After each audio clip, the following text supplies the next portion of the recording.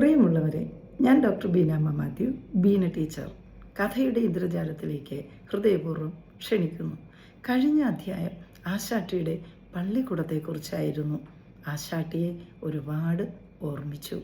വെളുത്ത വസ്ത്രം ധരിച്ച് ആഭരണങ്ങളൊന്നും അണിയാതെ നെറ്റിയിൽ ഭസ്മക്കുറിയോ ചന്ദനക്കുറിയോ തൊട്ട് ചുരുണ്ട മുടിയിൽ തുളസിക്കതിരോ പൂജാപുഷ്പമോ ചൂടി എപ്പോഴും പ്രസന്നവദനയായി എല്ലായിടത്തും ഓടിയെത്തുന്ന ആശാട്ടി.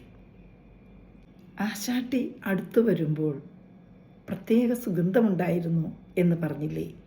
കുഴമ്പിൻ്റെയും കാച്ചിയ എണ്ണയുടെയും സുഗന്ധം. ആർക്കെന്ത് ആവശ്യമുണ്ടെങ്കിലും ഏത് ചടങ്ങുകൾക്കാണെങ്കിലും ആശാട്ടി പ്രത്യക്ഷപ്പെടുമായിരുന്നു. വളരെ സ്പീഡിൽ നടക്കുന്നതുകൊണ്ടായിരിക്കാം ആശാട്ടി മെലിഞ്ഞിട്ടായിരുന്നു. ആശാട്ടിയുടെ പള്ളിക്കൂടത്തിന് നിലത്തെഴുത്ത് പള്ളിക്കൂടം എന്നൊരു പേര് കൂടിയുണ്ട്. നിലത്തിരുന്നാണല്ലോ മണ്ണിൽ എഴുതിയിരുന്നത്. അതുകൊണ്ട് നിലത്തെഴുത്തിന് ചേർക്കുക അല്ലെങ്കിൽ നിലത്തെഴുത്തിന് ഇരുത്തുക എന്നൊക്കെയാണ് അന്ന് പറഞ്ഞിരുന്നത്. ഇച്ചാച്ചനാണ് എന്നെ കാവിൽ സ്കൂളിൽ 1ാം ക്ലാസ്സിൽ ചേർത്തത്. വീണ എന്നർത്ഥമുള്ള ബീന എന്ന പേരാണ് ഇച്ചാച്ചൻ പറഞ്ഞത്. എന്നാൽ കുഞ്ഞാമ്മ സിസ്റ്റർ അത് ബീനാമ്മ മാത്യു എന്നാക്കി. സ്കൂളിലെ അധ്യാപകരിൽ പലരും ഇച്ചാച്ചൻ്റെ സ്നേഹിതരായിരുന്നു. അതുപോലെ സിസ്റ്റർമാരും മറ്റധ്യാപകരും വീടുമായി വളരെ അടുപ്പമുള്ളവരും ആയിരുന്നു. 3 കാടുകൾ കടന്നു വേണം സ്കൂളിലെത്തുവാൻ. ആദ്യത്തെ 2 കാടുകൾ ആശാട്ടിയുടെ പള്ളിക്കൂടം വരെയാണ്. അതിനുശേഷമുള്ള കാട് കുളവഞ്ചിറക്കാരുടെ കാടാണ്. അതിനു മുന്നിലൂടെ നേരെ പോയി സ്വല്പം വളഞ്ഞാൽ, അതായത് ആ വളയുന്ന സ്ഥലത്തിന് വടക്കേ കവല എന്നാണ് പറയുന്നത്, ആ വളവിൽ നിന്ന് നേരെ പോയാൽ കാവി സ്കൂളിലെത്തും. പക്ഷേ ഞങ്ങൾ ഇടവഴി തിരഞ്ഞെടുത്തിരുന്നു. കുളവഞ്ചിറയുടെ കാടിന് സമീപത്തുകൂടെ അവരുടെ വീടിന് മുന്നിലൂടെ ഒരു വഴിയുണ്ട്. ആ വഴി ഒരു പാലം കയറി ഇറങ്ങി ചെന്നാൽ കളത്തിത്തറയിലെ വീടിന് മുന്നിലെത്തും. അവിടെ നിന്ന് സ്വല്പം മുന്നോട്ട് പോയാൽ കാവിൽ പാലമാണ്. ആ പാലം കയറി ഇറങ്ങിയാണ് കാവിൽ സ്കൂളിലെത്തുക. സ്കൂളിലേക്കുള്ള യാത്ര അതിരസകരമായിരുന്നു. കൂട്ടുകാരെല്ലാവരും കൂടി ഘോഷയാത്രയായാണ് പോയിരുന്നത്.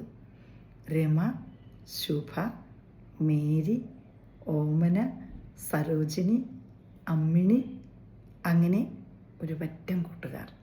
പിന്നെ അമ്മായിമാർ. അതിൽ കുഞ്ഞമ്മ എൻ്റെ ക്ലാസ്സിലായിരുന്നു. പിന്നെ ബെഞ്ചമ്മ.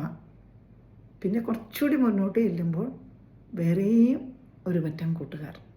അങ്ങനെ എല്ലാവരും കൂടി ഓടി കിതച്ച് സന്തോഷിച്ച് ഉല്ലസിച്ച് ആണ് സ്കൂളിലെത്തിയിരുന്നത്. ഇതിൽ പ്രധാനമായി പറയേണ്ട പേരുകൾ കുഞ്ഞമ്മയും രമയും മേരിയും ഓമനയുമാണ്. മേരിയും ഓമനയും നിശബ്ദരാണ്. അധികം ബഹളമൊച്ചയൊന്നുമില്ല. ഞങ്ങളുടെ നിഴല് പോലെ പറയുന്ന പോലെ നമ്മളോടൊത്ത് സ്നേഹമുള്ളവരെ. പക്ഷേ കുഞ്ഞമ്മ എൻ്റെ അമ്മായിയാണ്. എൻ്റെ ക്ലാസ്സിലാണ് പഠിക്കുന്നത്. രമയും ഞാനുമായിരുന്നു വികൃതി തരങ്ങളെല്ലാം കാണിച്ചിരുന്നത്. 4ാം ക്ലാസ് വരെ ഉടുപ്പാണ് ധരിച്ചിരുന്നത്. പോകുന്ന വഴി ഏതൊക്കെ വീടുകളുണ്ടോ പറമ്പുകളുണ്ടോ അവിടെയൊക്കെ കയറി പഴങ്ങളും കായ്കളും ശേഖരിച്ച് ഷെമ്മീസ് അഥവാ പെറ്റിക്കോട്ടിനുള്ളിൽ ഇടുമായിരുന്നു. അമ്മച്ചി എന്നും വഴക്ക് പറയാറുണ്ട്, പെറ്റിക്കോട്ടിൽ ഒരിക്കൽ പോലും കറയില്ലാതെ കണ്ടിട്ടില്ല എന്ന്. പ്രത്യേകിച്ച് വെള്ളത്തുണിയാണ്. എന്തൊക്കെയാണ് ശേഖരിച്ചിരുന്നതെന്ന് അറിയണ്ടേ? പോകുന്ന പോക്കിൽ ഇപ്പോഴും ഓർമ്മയുള്ളത്, ഓരോ വീട്ടിൽ വന്ന് വാളംപുളി, ചെമ്മീപ്പുളി, റോസപ്പുളി, നെല്ലിപ്പുളി, പുളികളെല്ലാം ഉണ്ടാകും മിക്ക വീട്ടിലും. അത് നിലത്ത് വീണ് കിടന്നാലും എടുക്കും. ഇന്നത്തെ പോലെ വവ്വാല് കടിച്ചെന്നോ അല്ലെങ്കിൽ അത് താഴെ വീണത് കൊള്ളില്ല എന്നൊന്നുള്ളൊരു ചിന്തയില്ല. അപ്പം നിലത്ത് വീഴുന്നത് എടുക്കാൻ ഇല്ലെങ്കിൽ മരത്തെ നിൽക്കുന്നത് അവിടെ തോട്ടി വെച്ചിട്ടുണ്ടാകും, അല്ലെ കമ്പ് കാണും. അതുകൊണ്ട് തല്ലിയിട്ടെടുക്കും. അതിലും വിദഗ്ധരുണ്ട് ഞങ്ങളുടെ കൂടെ. അതല്ലാതെ മരത്തിൽ കയറും. മരത്തിൽ കയറി മരത്തിൻ്റെ കവരയിലിരുന്ന് പറിച്ച് തിന്നുകയും ഇട്ടുകൊടുക്കുകയൊക്കെ ചെയ്യും. അങ്ങനെയുള്ള രീതികൾ, പ്രത്യേകിച്ച് കോറോത്തെ വീട്ടിൽ നിന്ന് റോസപ്പുളിയും കണ്ണിമാങ്ങയും എടുക്കുമായിരുന്നു. അവിടുത്തെ ലത എൻ്റെ കൂട്ടുകാരിയാണ്. ലത പാതിരാപ്പള്ളിയിലായിരുന്നു ലതയുടെ വീട്. പക്ഷേ അമ്മ വീടാണ് കോറോത്ത്. അപ്പോൾ 7ാം ക്ലാസ് വരെ അവിടെ നിന്നാണ് പഠിച്ചത്. പിന്നെ ഞങ്ങളുടെ പോക്കിൽ തൃക്കയിൽ നിന്ന് അമ്പഴിങ്ങ, ഈ വാളംപുള്ളിയുടെ മച്ചിങ്ങ, ഇങ്ങനെയുള്ള പല പല വീടുകളാണ്. വീടുകളുടെ പേര് പറഞ്ഞാലില്ലേ, ഇന്നൊന്നും ആ വീടുകളൊന്നും അവിടെ ഇല്ല, ആളുകളൊന്നും ഇല്ല അവിടെ. അത്രയ്ക്ക് ഏതൊക്കെ വീടുകൾ. ഞങ്ങൾക്ക് സമയം കിട്ടണം എങ്ങനെയെന്ന് ചോദിച്ചാൽ 8 മണിയാകുമ്പോഴേ പുറപ്പെടും. ഈ ഓരോ സ്ഥലത്തും കയറി ഇതെല്ലാം പറിച്ച് ശേഖരിച്ച് ഇതെല്ലാം കഴിച്ച്. പക്ഷെ അന്നൊന്നും ഒരു അസുഖം, വയറുവേദനയോ പ്രശ്നമൊന്നുമില്ലായിരുന്നു. പക്ഷെ മേരിയോട് വക്കം ചിറ്റപ്പൻ, തെക്കേപ്പാടത്തെ വക്കം ചിറ്റപ്പൻ പറയും, ഒരു മോളേ ഉള്ളൂ പെണ്ണെ, നീ കണ്ടതൊക്കെ വാരി വലിച്ച് കഴിക്കരുത്, നിനക്ക് വയറുവേദന ഉണ്ടാവുമെന്ന്. അവളത് കേൾക്കും. പക്ഷെ ഞങ്ങളുടെ കൂടെ കൂടുകയും ചെയ്യും. എന്നാൽ രസകരമായൊരു കാര്യം പറയട്ടെ, ഈ തൃക്കേൽ അമ്പലം പോകുന്ന വഴിക്ക് ശ്രീകൃഷ്ണ ക്ഷേത്രം അമ്പലത്തിൽ ദിവസവും ഞങ്ങൾ കയറും. കുളിച്ച് നല്ല മുടിയൊക്കെ തുമ്പൊക്കെ കെട്ടി അല്ലെ പിന്നിട്ടൊക്കെയാണല്ലോ പോകുന്നത്. അപ്പോൾ വലിയ പൊട്ടൊക്കെ തൊടും. അന്നൊക്കെ ഈ കുങ്കുമ പൊട്ടാണ്, സിന്ദൂരം, അല്ലാതെ ഒട്ടിക്കുന്ന പൊട്ടൊന്നുമില്ല. അപ്പം പൊട്ടൊക്കെ തൊട്ട് ഞങ്ങളവിടെ ചെല്ലുമ്പോൾ ഈ അമ്പലത്തിൻ്റെ കൽത്തൂണിൻ്റെ മുകളിലായിട്ട് ഒരു വെട്ട് പോലെയുള്ള എടുത്ത് അവിടെ ചന്ദനം വെച്ചിരിക്കും. ഈ ചന്ദനമെടുത്ത് നിത്യവും നെറ്റിയിൽ തൊട്ടാണ് ഞങ്ങളുടെ യാത്ര, പ്രത്യേകിച്ച് എൻ്റെ രമയുടെയും യാത്ര. അപ്പോൾ ഈ അമ്പലത്തിന് തൊട്ടാണ് തൃക്കേല വീട്. എൻ്റെ കൂട്ടുകാരായ സീതക്കുട്ടിയുടെയും മണിക്കുട്ടിയുടെയും വീടാണ്. അവരുടെ ആങ്ങളെയാണ് ഉണ്ണി. ഒരു ദിവസം ഞങ്ങൾ ഈ അമ്പലത്തിൽ കയറി ചന്ദനം എടുക്കുന്നത് കൂടാതെ ഒരു ദുരുദ്ദേശം കൂടെ ഉണ്ട്. അതെങ്ങനെയാണെന്ന് ചോദിച്ചാൽ, തൃക്കേല വീട്ടിലൊരു വലിയ വാളംപുളിയുണ്ട് അവിടെ പറമ്പിൽ, വീടിനകത്തല്ല, പറമ്പിൽ, പടിപ്പുര കഴിഞ്ഞ് പറമ്പിൽ. അപ്പോൾ ആ വാളംപുളിയുടെ മച്ചിങ്ങ, കിളുന്നുപുളി ഇഷ്ടം പോലെ വീണ് കിടക്കും. ഇത് പെറുക്കിയെടുക്കും. കിട്ടിയില്ലേ ഞങ്ങൾ തല്ലിപ്പറിച്ചൊക്കെ എടുക്കും എങ്ങനെയാണെങ്കിലും. അന്നൊരു ദിവസം ഞങ്ങൾ ഈ മച്ചിങ്ങയൊക്കെ പെറുക്കിയെടുത്ത് കഴിഞ്ഞ് അമ്പഴങ്ങയുണ്ട് അവിടെ. ഈ അമ്പഴങ്ങ പറിക്കുന്നത് അത്ര അഭികാമ്യമല്ലെന്നറിയാം. പക്ഷെ ഞങ്ങൾക്ക് അമ്പഴങ്ങ തിന്നണം. പ്രത്യേകിച്ച് ചെനച്ച് പഴുത്ത് തുടങ്ങുന്ന അമ്പഴങ്ങയ്ക്ക് ഒരു നല്ല സുഗന്ധവും ഒരു രുചിയും ഉണ്ട് അതിന്. ഇപ്പോഴും അത് നാവിൻ തുമ്പി നിൽക്കും. അപ്പോൾ ഞങ്ങൾ കാവൽ നിന്ന് ആരെങ്കിലും വരുന്നുണ്ടോ എന്ന് നോക്കാം എന്ന് പറഞ്ഞ് കുഞ്ഞമ്മേനെ അമ്പഴങ്ങ പറിക്കാൻ വിട്ടു. കുറച്ച് നേരമായിട്ടും കുഞ്ഞമ്മയെ കാണുന്നില്ല. കുഞ്ഞമ്മയ്ക്ക് എന്ത് പറ്റി എന്ന് പറഞ്ഞ് ചിന്തിച്ച് ഞങ്ങൾ ചെല്ലുമ്പോഴുണ്ട് കുഞ്ഞമ്മയെ അവിടുത്തെ ഈ അമ്പഴത്തെ പിടിച്ച് കെട്ടിയിട്ടിരിക്കുന്നു. ആര്? സീതക്കുട്ടിയുടെ ആങ്ങള ഉണ്ണി. പിന്നെ ഞങ്ങൾ കുഞ്ഞമ്മയെ ഒരു തരത്തിൽ കഴിച്ച് കൊണ്ടുപോരുകയും പിന്നെ ആ വഴിക്ക് പോയിട്ടില്ല. ഞങ്ങൾ സ്കൂളിൽ നിന്ന് വീട്ടിലെത്താൻ ഈ കാടുകൾ കടന്നും പോകാം, അല്ലാതെ ഒരു വഴി കൂടി ഉണ്ട്. അതായത് വടക്കേ കവലയിൽ നിന്ന് തിരി തെക്കോട്ട്, പടിഞ്ഞാറ് തെക്ക് ജസ്റ്റ് അങ്ങോട്ട് പോയാൽ മഠത്തിലെ വീടാണ്. അതിൻ്റെ ഓപ്പോസിറ്റായിട്ട് അരങ്കത്തെ വീടാണ്. ഈ അരങ്കത്തെ വീടിൻ്റെ മുന്നിൽ ഒരു കാരയ്ക്കാമരമുണ്ട്. കണിയാന്മാരുടെ വീടാണത്. ഞങ്ങൾ ഈ കാരയ്ക്ക അത് പൂ വിരിഞ്ഞ് കുഞ്ഞ് മൊട്ടായി തുടങ്ങുമ്പോൾ തൊട്ട് പറിച്ചു തിന്നും. അതിനെ ഒരിക്കലും പഴുത്ത് കിട്ടാൻ അനുവദിച്ചിട്ടില്ല എന്നുള്ളതാണ് സത്യം. എന്നാൽ പഴുത്ത കാരയ്ക്ക ഉണ്ടായിരുന്നു കേട്ടോ. ചില ഇലയുടെ മറവിലൊക്കെ കിടക്കും.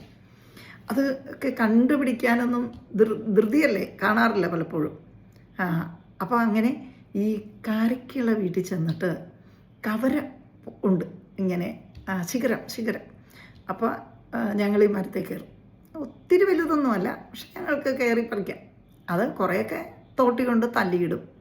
കാരയ്ക്ക ഇച്ചിരി കൂടെ വലുതായി, പിന്നെ കുറച്ചുകൂടെ വലുതായി. അപ്പോൾ ഒരു പുളിപ്പാണ്. പിന്നെ പഴുക്കുമ്പോൾ ഈ ഒരു പ്രത്യേക ടേസ്റ്റും മണമൊക്കെ ഉണ്ട്. അപ്പോൾ അത് തല്ലിയിടും. അതും പോരാഞ്ഞിട്ട് ഇത് കയറ് മേളിലിരുന്ന് ഇതെല്ലാം പറിച്ച് താഴെ നിൽക്കുന്നവർക്ക് ഇട്ട് കൊടുക്കും. കുഞ്ഞമ്മയും ഓമനയും മേരിയുമാണ് പെറ്റിക്കോട്ടിൻ്റെ അകത്ത് ഇതൊക്കെ ശേഖരിക്കുന്നത്. ഞാനും രമയുമായിരിക്കും ഈ മരത്തിൻ്റെ മുകളിൽ കയറുന്നത്. കൂടാതെ ആ കണിയാത്തി ഇന്ന് ഞാൻ ഓർക്കുന്നു, എന്തൊരു സ്നേഹമായിരുന്നു. ഞങ്ങൾക്ക് തോട്ടി കൊണ്ട് പറിച്ചു തരും. കൂടാതെ ഞങ്ങൾ കാണാതെ ഇലയുടെ മറവിൽ കിടക്കുന്ന പഴുത്ത കാരക്കയും. പക്ഷെ ഇന്ന് ആ വീടൊന്നും അവിടെ ഇല്ല. ആ മനുഷ്യരൊക്കെ കാലയവനുകൾക്കുള്ളിൽ മറയുകയും ചെയ്തു.